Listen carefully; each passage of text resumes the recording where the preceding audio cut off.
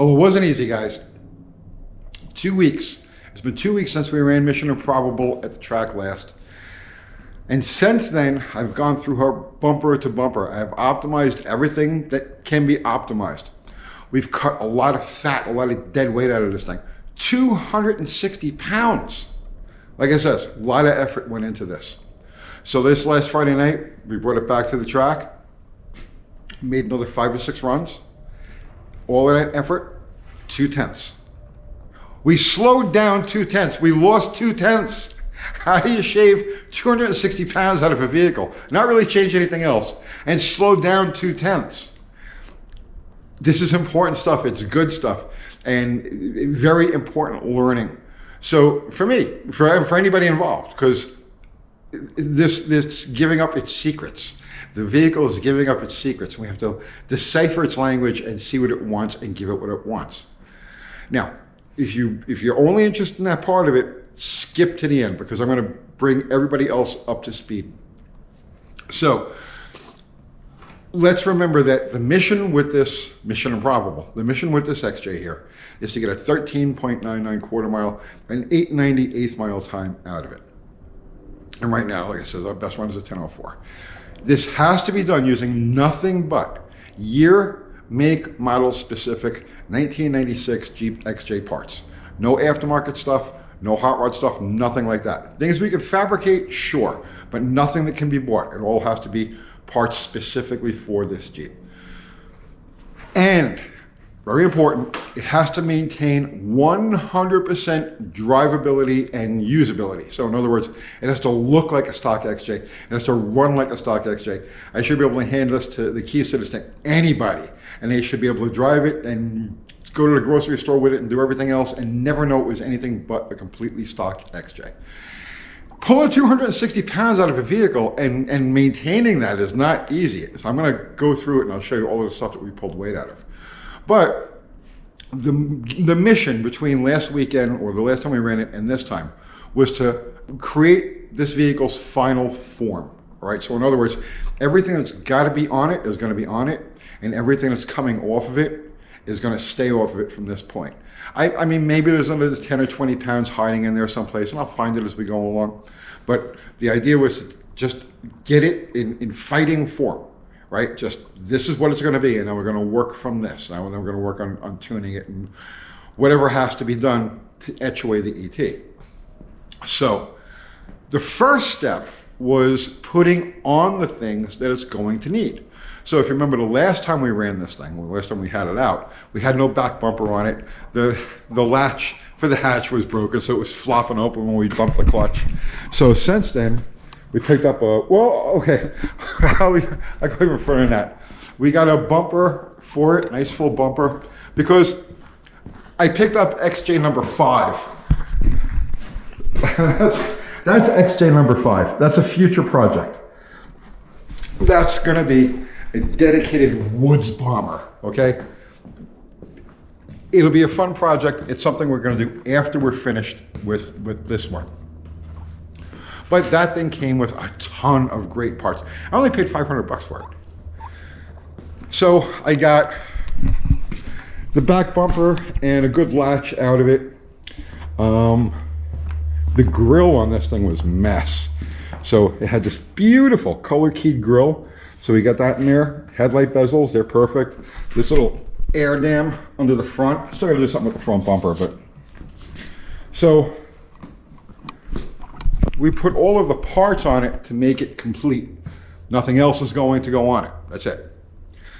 Now we had to get rid of the fat. So I started touching on this, I think, the last installment, but I'll run through it. We started out with a weight of 3,180 pounds. So that was with a half a tank of gas, and I weighed it on the way to the track. Now last Friday night on the way to the track, I stopped at the same scales and got a reading on it, and I believe this is going to be its final weight. This is the weight that we're going to work with. And that's where we're at. 2,920 pounds. I don't want to gut it. But like I said, anything that's unnecessary is gone. So starting up front here, Uh, this fan, this auxiliary fan, this is for when the air conditioning is on. It's supposed to run the fan. This never worked. The air conditioning works, but this fan never worked. And I have driven this thing in traffic, you know, with it hot, with the AC on, and the temperature gauge never goes past halfway. Maybe because it's a stick, I don't know. My other ones, all of the automatics, you sit there at idle, you know, idling in traffic with it in gear, and the temperature just wants to go crazy. On this thing, that's it. It hits like that center of the gauge, and that's it. She's done. She won't go any further. So it never worked. Fine. Let's take it out and get rid of it. It's a couple of pounds of dead weight. I also got rid of the evap system, which was a couple of pounds. You know, the charcoal canister was down and all. So that's all gone. The padding from under the hood, that's gone. I did leave like the splash shields and everything in here. So, but that's it. Under the hood, that's all we're going to lose. Everything else is going to stay pretty much intact as you see it. And we're going to just work with it. I pulled the roof rack. That was about, I don't know, 18 or 20 pounds. So the roof rack is gone, and it really cleans up the appearance of this thing. It definitely slickens it up a bit. I pulled the rear wiper assembly out of it. I'm looking for there's a factory block off or a delete plate that goes for this, so I'm looking for one of those. But that was several pounds. Inside, so obviously I want to keep the back seat, right? So that's not going to come out, but I did lose the back seat belts, the retractors, and all of that stuff. Obviously I left the front seat belts in place. So again, because I don't want it to be gutted. It's got to be functional, but all right, back seat belts, not a big deal, right? Underneath, there were a couple of shields, like that are intended for like off-road use, you know, to keep mud from getting into stuff. So I took all of that stuff down. This will never see off-road. This is strictly an on-road and drag vehicle. And I pulled the sway bars out, front and rear sway bars. So the total there was 260 pounds net loss. And this is the fighting weight. This is this vehicle's final form. Now we're going to work with what's here. So, how did we lose 0.2 of a second? How did we slow down 0.2 of a second? Well, it was all off the starting line. We picked up 2 miles an hour, right? So she cleared it. She made a bunch of runs in a 69 mile an hour and ran one at 70 miles an hour. So we picked up mile an hour, but we lost everything downstairs. Off the starting line, we had like literally 3 second 60 foot. So it was like a 2.91 60 foot. Imagine that. And it's still running like a 1020.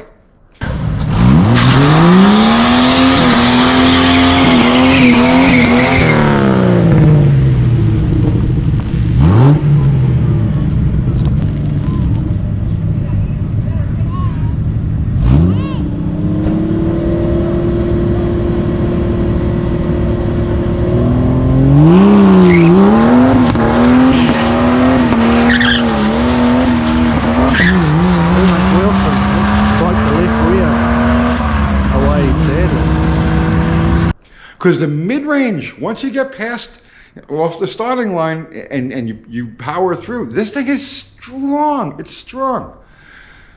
But we found two problems. Not problems, but we found our two areas that we really need to focus with on this. And at this stage of the game, so help me, I don't think we have to go into the engine at all to meet our goal with this. I think it can all be done externally. So here's what happened. This is what slowed us down. Let me sit down. Okay. Here's what slowed us down with this. When I pulled the sway bars out, wait, before I even go there. As we said, the first time we ran it, it had no traction. And we chalked that up to being like really bad tires. These like 10-year-old tires. Plenty of tread on them, but they're like 10-year-old tires and they were all dry rotted and, you know, hard and stuff like that. And it's an open rear. So he says, all right, we're gonna have to change the tires. We're gonna put a set of tires on this thing and put a sure grip unit in it. A posi unit, whatever you wanna call it. So over the course of screwing around with it for the last couple of weeks and doing a bunch of burnouts and a bunch of like hits out on the street and everything, the tires actually started to come around. Like after several burnouts, all of the dead rubber was off the surface, and then, you know, flexing them and working the rubber again, and these tires actually started to come around.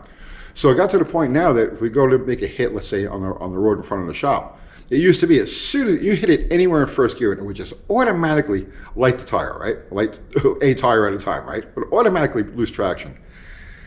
And as we progressed, it grabbed a little more. So now, if you hit it, it just kind of squeaks the tire. So street traction has gotten much better, and the feel of the surface feel of the tires is better.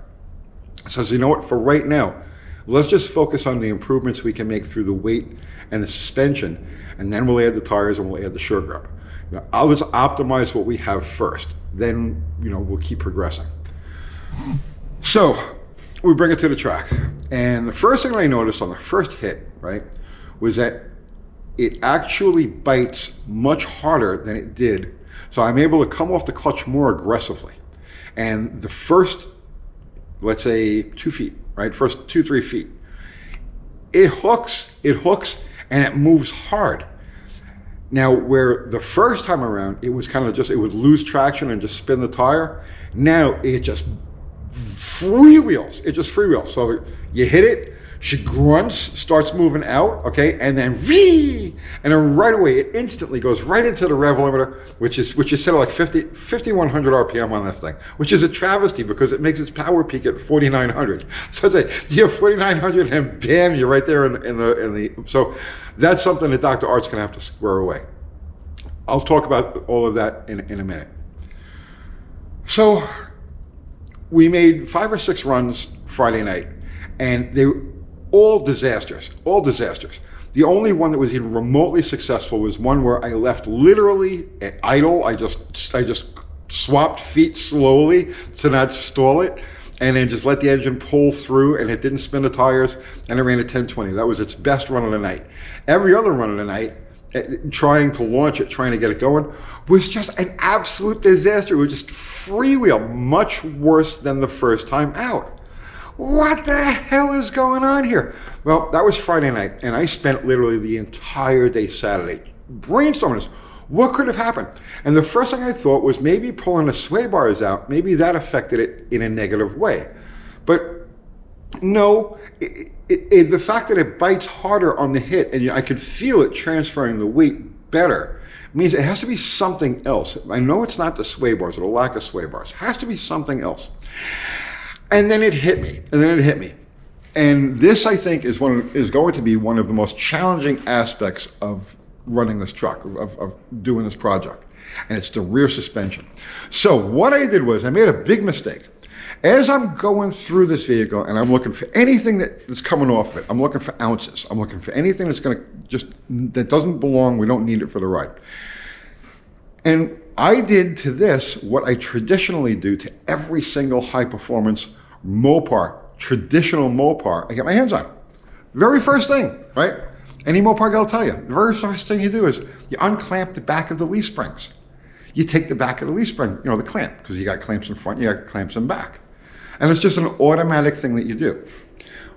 Traditional Mopars have asymmetrical leaf springs, meaning that the axle is placed in the front third of the leaf spring, as opposed to being in the center where it is on most vehicles. Traditional Mopars, A bodies, B bodies, C bodies, E bodies, all of them, right? FMJs, all have an asymmetrical leaf spring design. So the front section, you clamp those together tight, and those become a traction bar. They actually try to lift.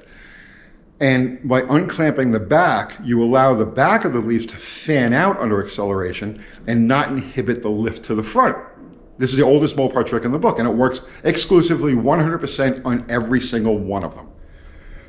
No, it doesn't work on this. You know why? It doesn't have asymmetrical leaf springs. I just wasn't thinking when I did it. So when I cut, there was only one clamp back here. And when I cut this clamp off, now these things can fan. And because this is a symmetrical leaf design, it needs to be solidified. Right? There's no firm forward section to lift. So all I did was create a massive amount of spring wrap, much more spring wrap than I would have had or did have previously when they were clamped together. I ordered 2 packages of spring clamps. So my next step is to clamp these things front to back. I'm just going to make them as solid as I can possibly make them. And that should do the trick. Now, there are aftermarket link suspensions. There's aftermarket, you name it. There's an aftermarket setup for these Jeeps. But remember, Mission Improbable, we can only work with the factory parts, year, make, model specific parts, right? So no, we're going to work with these. We're going to make these springs work. Now they have a second problem too. This is a biggie. This is a biggie. Now remember that this is the spring over the axle, not like a traditional car with the spring under the axle. This is spring over the axle. And these springs have next to 0 arch. Okay, they're almost a complete straight line, right? There's a tiny bit of arch, right? Just a couple of degrees. Whereas on a traditional axle above spring, there's a big arch. Well, that arch helps to fight wrap. So when you've got a spring here that's pretty much flat, that's another thing that going against it, causing it to want to wrap. Now, if we ran it with these tires, these are the same tires we had on it, and like I said, they're starting to come around, and I felt them at the track, and they felt good. They felt like good rubber. So I know that wasn't the problem. If we had put stickier tires on this, or a Sure Grip, where it was biting both tires, instead of it just freewheeling, we would have had like violent wheel hop. So instead we got axle wrap and release, and that broke traction. But if it had been actually hooked to the track, we would have had crazy axle hop, wheel hop. So 6 of one, half a dozen of another. The only thing I'm going to do now, before we take it out again, is clamp those springs. And this way we can actually quantify what the weight difference is going to be on this. I was expecting, when we went out Friday night, I was expecting 980s. 8th mile time, obviously, right? I was expecting 980s. Like, it's nothing, okay? Obviously, you take 300 pounds, almost 300 pounds out of this thing, yeah, you're going to lose 3/10, right? No, slow down. But yeah, the next step is just clamp these things front to back like crazy, and then send it again. And then we'll keep working. Now, the second thing we found is the tune. The tune is going to be a big deal. Like I said, I don't think that we're going to have to go into the engine to find the power to run our 1399 or 890 8th mile ET. I think it could all be done externally through tuning, through finessing, through, fine working with things, right? Fine tuning. I think it could be done just like that without ever pulling ahead or porting or anything, but that's besides the point. We have to get there. So here's what we have as far as power output goes. This is important too. It became very obvious on Friday night. So here's what you have.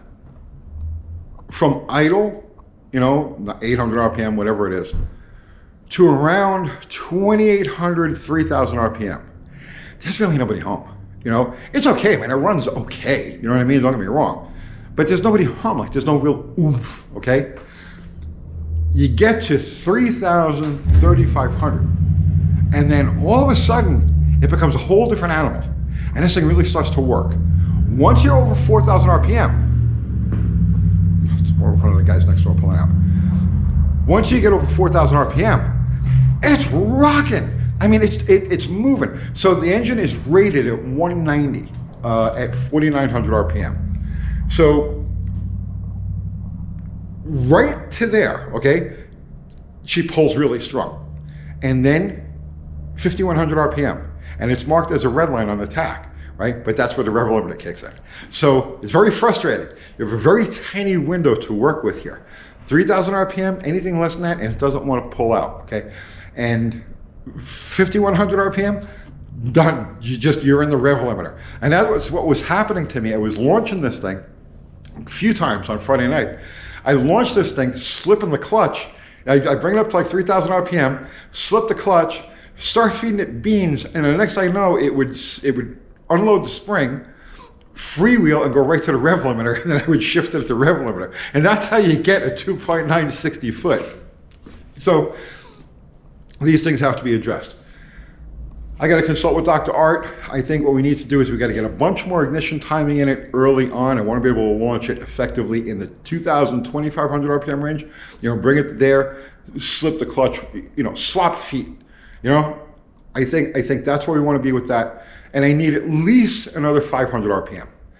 I want to be able to shift this thing at 5,600, 5,700. I honestly believe that those changes alone, just getting traction and just that tuning, I believe is going to put us right exactly where we want to be. I know we took a couple of steps backwards this last time, but in order to really understand things, to learn what's going on here, and this is still a learning curve. I've never played with anything like this before. So to really learn what's going on, sometimes you have to take those steps backwards and dissect it. What happened here? What did I do wrong? I'm figuring it out as we go along.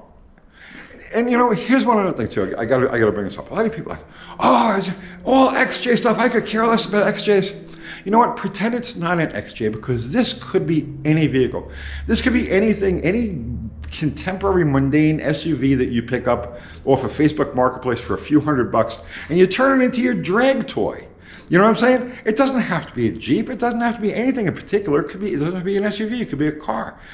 The things that we're doing to this can really be done to any vehicle. And the things that we're learning from this and the things that we're applying to it, apply across the board. This is pure hot rodding. It has nothing to do with Jeeps. It's not a Jeep thing. I just happen to have fallen in love with XJs, excuse me. But this, every single thing we're doing here applies to any vehicle that you want to take out and just go have fun with at the drag strip.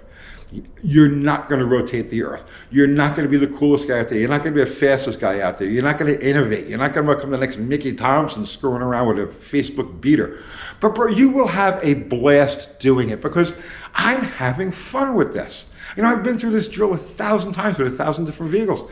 And this is the first one of these, right? And I'm really having fun with it because it's my first time and I'm learning as I go along. And that's really where, if you're a gearhead, you're a mechanic, a hot rodder, that's really where the fun is. It doesn't matter what vehicle it is. It's what you do with the vehicle. It's not how fast you go, it's how you go fast. All right, that's it for now. I'll see you tomorrow.